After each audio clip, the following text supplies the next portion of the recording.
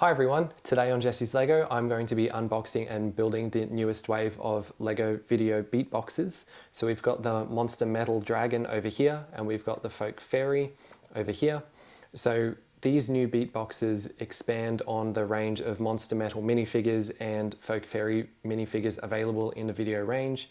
So Folk Fairy and Monster Metal didn't really have any minifigures from the first first wave. They didn't have any BeatBoxes. So it'll be nice to be able to add these to your collection, especially if you're like me who thinks that the fairy design is very nice and the dragon design is really nice too.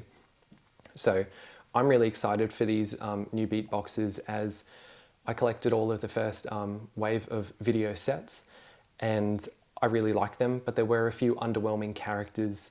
So it's nice to see that Lego has really kind of stepped it up a notch and created some exciting characters like the fairy and the dragon too. And understandably, a few of you were put off by the underwhelming characters or the price point of the sets in the first place. So I'm going to answer the big question for you. Are these sets worth adding to your collection, or is it worth holding off for something else or when they go out on clearance? So we're just going to jump right in a second, and I'm going to build the Dragon BeatBox first and we'll see what it's all about. So before we get started, don't forget to like this video and subscribe to this channel if you're enjoying my content so far. But you may also be wondering what this is on my collar.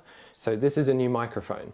So it won't matter how far away I am from the camera now, my voice shouldn't trail off as per feedback from previous videos. So thank you to my Patreons for helping make this a reality, and let's get started.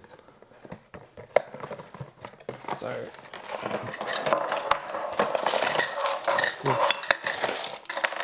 it's a very noisy way to unbox things.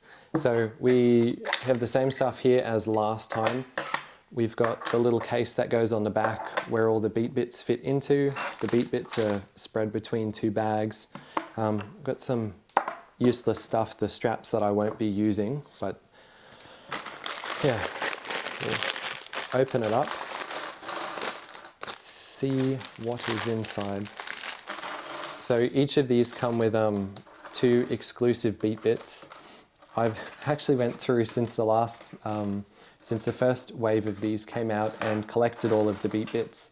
So I'm a little bit relieved, but also a little bit upset that I went and did that early, because now I've got two boxes here that could have completed my collection. So, oh, it is what it is. But I'm going to try and put the guy together. So he appears to be very similar to the collectible minifigure series 18 dragon suit guy, which I never got, that I really did want. So I'll still have to go out and get him at some point. But a lot of these minifigures seem to have a head that's very similar to like I'll call him like a suit guy from a collectible minifigure. So this is like the dragon suit guy, and other ones look like the teddy bear heads from the teddy bear suit guys and stuff.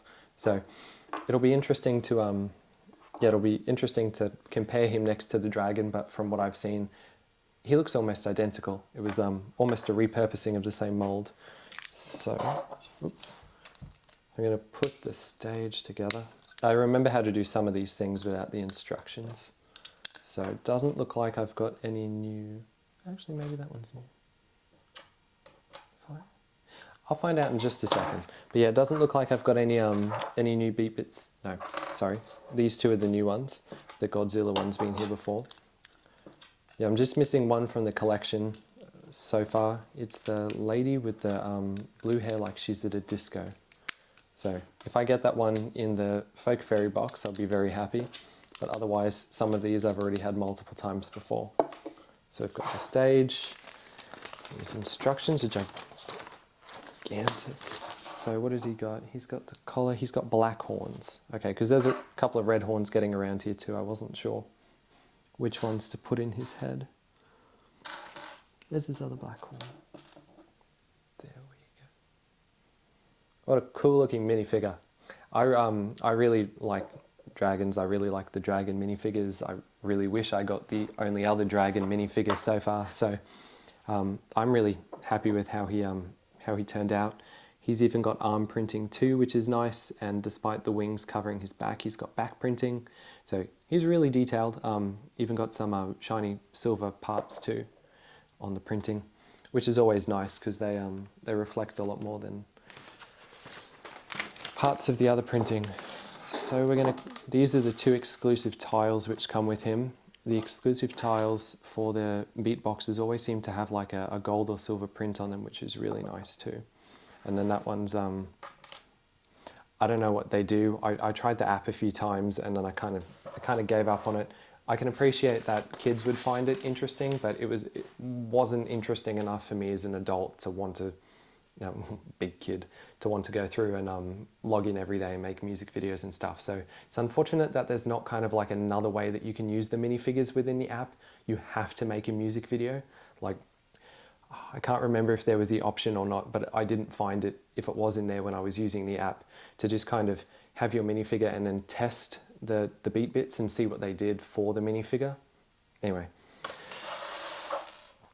if someone does know about that feature, let me know and I'll go and try it. Otherwise, I probably don't have too much interest in scanning these into the app and see what they do. But they do make really cool tiles for MOC, mocks or anything else that I'll be building with. So I'm going to go ahead and put the design together. As you can see from the instructions, it's almost like the Creator Expert modular buildings. There's so many instructions, so many things happen per picture, but when you turn it over, it's still very basic crap about how to put everything together. So there's a lot of space, a lot more room for instruction, so I'll have to pay particular attention to get these ones done efficiently.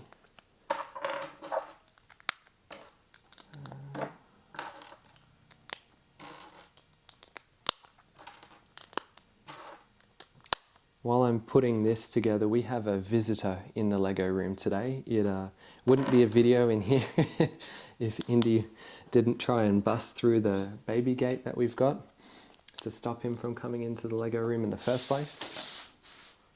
But here he is, snoozing peacefully. The difficult life of being a domesticated house dog. Isn't that right, Indy?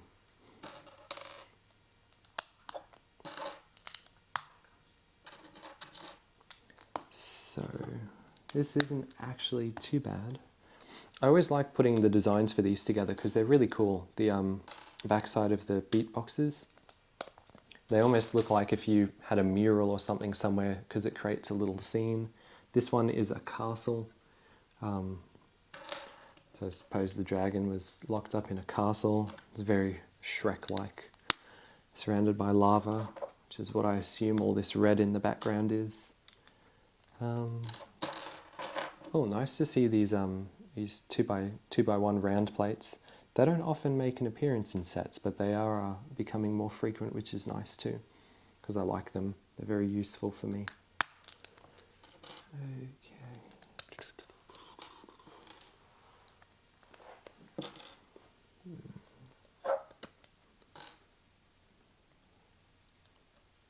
But I never quite get used to the little tiles when they tell you to put them a particular way. I still have to reference the instructions while I'm doing it so I don't mess it up.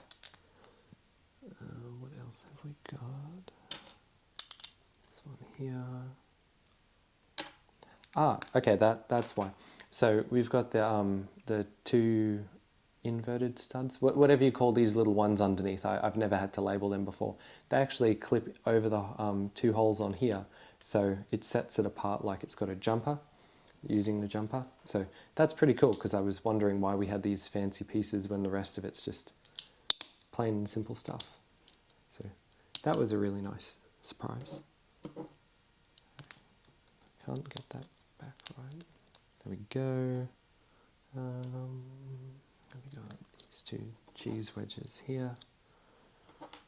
More of the tiles.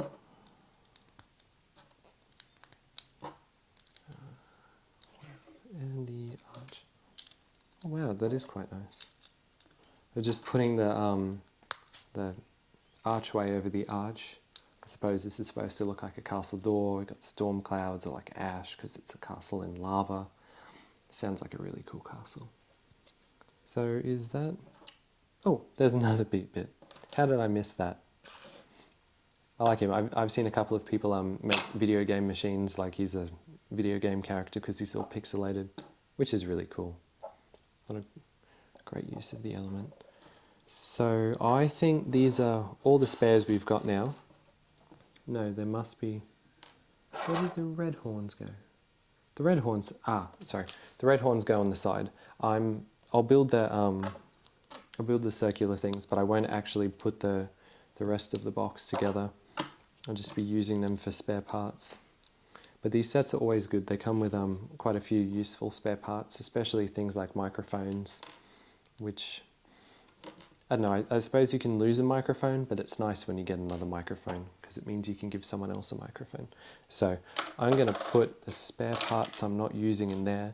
These are the useful spare parts, which I'll just put in there too. And there we have it. So this is the first beatbox done, the metal dragon. This little part here just clips onto the front, or the back. This is the back. And then this folds up around our monster metal dragon, clips onto the back here. You get this little thing, clip it on the front, and there you have it. It's completed. So, oh, what's up, Indy? What was that for? So there we go, we've got the first box done, and I'm going to go ahead and build the second box, Folk Fairy. So now we're going to start on the Folk Fairy box. So I actually bought both of them from Big W when they came out at the start, because they were only $17 as opposed to $26.99 Australian dollars, which is like $10 savings. So I'm happy to pay $17 for these, but nearly $30 is just a little bit too much. So I swooped on them when they were first available. When they were first available, and then had them sitting here for a short while since. So what have we got here? Wow, so there is a lot of interesting colors.